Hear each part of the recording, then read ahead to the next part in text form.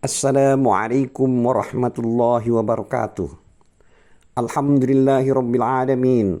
Wassalatu wassalamu ala asrafil mursalin Sayyidina Muhammad wa ala alihi wa sahbihi ajma'in. Amma ba'du. Hadis Muslim nomor 551. Artinya diriwayatkan dari Asma binti Abu Bakar As-Siddiq radhiyallahu anhu bahwasanya dia Asma datang kepada Nabi SAW. Lalu dia katakan, "Wahai Nabi, aku tidak mempunyai apa-apa kecuali uang belanja yang diberikan oleh Zubair kepadaku. Apakah aku berdosa kalau aku sisihkan sedikit uang belanja tersebut untuk bersedekah?" Nabi SAW menjawab, "Silahkanlah sedikit untuk bersedekah semampumu. Dan janganlah kau mengingat-ingatnya agar Allah tidak kikir kepadamu." Hadis ini juga diriwayatkan oleh Al-Bukhari nomor hadis 2590. Hadis Muslim nomor 552. Diriwayatkan dari Aisyah radhiyallahu anha, ia berkata, Rasulullah sallallahu alaihi wasallam pernah bersabda, bila seorang perempuan atau seorang istri menginfakkan sebagian makanan di rumahnya dengan tanpa berbuat kerusakan, maka istri tersebut mempunyai pahala dari apa yang dia infakkan. Suaminya mendapat pahala karena dia yang mencari nafkah, dan petugas menyimpan kekayaan bendar hawa juga mendapat pahala seperti itu, tanpa mengurangi pahala satu sama lain sedikit pun. Hadis nomor 553. Diriwayatkan dari Umair budak Abu Laham radhiyallahu anhu, ia berkata, "Aku diperintahkan oleh tuanku untuk membuatkannya dendeng daging. Lalu aku didatangi oleh orang miskin, maka aku berikan sebagian dendeng daging itu kepadanya. Kemudian hal itu diketahui oleh tuanku. Dia menghajarku. Maka aku datang kepada Rasulullah SAW untuk mengadukan hal tersebut.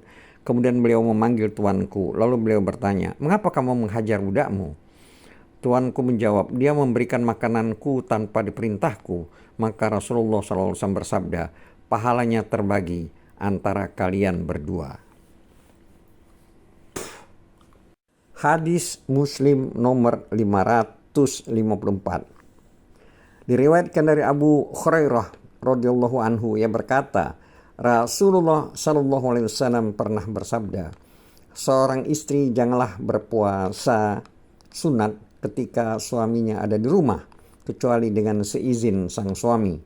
Janganlah seorang istri memberikan izin kepada orang lain untuk masuk rumah, kecuali ketika suaminya ada di rumah, kecuali dengan seizin sang suami. Dan apa yang diinfakkan oleh istri dari hasil kerja suaminya tanpa perintah sang suami tersebut, maka separuh pahala adalah bagi sang suami." Hadis ini juga diriwayatkan oleh Al-Bukhari nomor hadis 5195. Hadis nomor 555. Diriwayatkan dari Abu Sa'id Al-Khudri radhiyallahu anhu bahwa orang-orang dari kaum Ansor meminta kepada Rasulullah SAW, lalu beliau memberi mereka. Kemudian mereka meminta lagi, beliau pun memberi mereka lagi, sehingga ketika harta yang ada di sisi Rasulullah telah habis, maka beliau bersabda, "Selama ada harta di sisiku, aku tidak akan menyembunyikannya terhadapmu. Barang siapa menjauhkan diri dari apa yang tidak halal, maka Allah memberinya kecukupan. Dan barang siapa bersabar, maka Allah akan menambah kesabarannya. Tidaklah seorang diberi pemberian yang lebih baik dan lebih luas daripada kesabaran." Hadis ini juga diriwayatkan oleh Al-Bukhari nomor hadis 1469. Hadis nomor 556.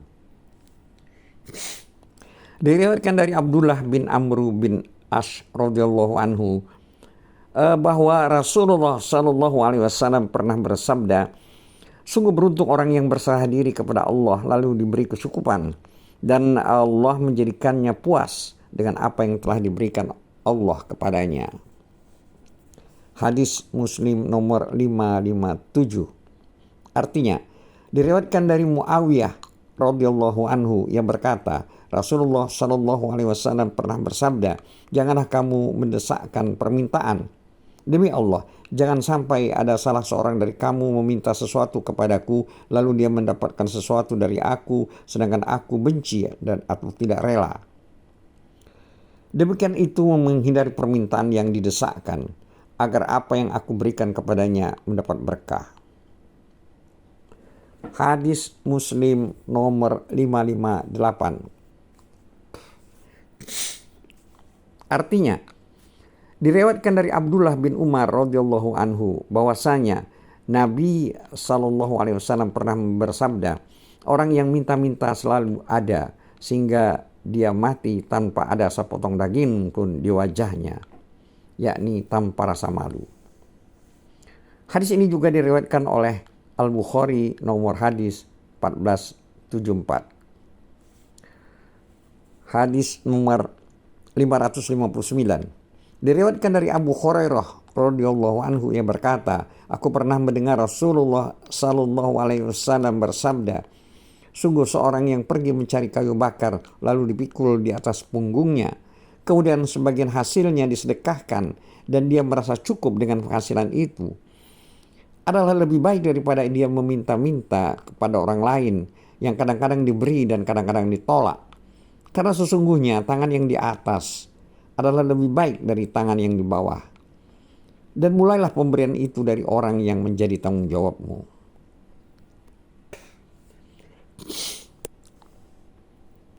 Hadis ini juga diriwayatkan oleh Al-Bukhari nomor hadis 1470. Hadis nomor 460. Diriwayatkan oleh Abdullah bin Umar radhiyallahu anhu bahwasanya Rasulullah Shallallahu alaihi wasallam pernah bersabda ketika beliau di atas mimbar sedang menuturkan masalah sedekah dan menghindari perbuatan meminta-minta. Tangan yang di atas lebih baik dari tangan yang di bawah. Tangan di atas adalah pemberi dan tangan di bawah adalah peminta-minta. Hadis ini juga diriwayatkan oleh Al-Bukhari nomor hadis 1429. Wallahu a'lam bissawab.